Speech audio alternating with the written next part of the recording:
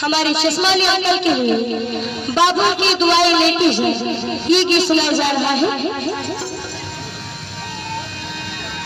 बाबू की दुआ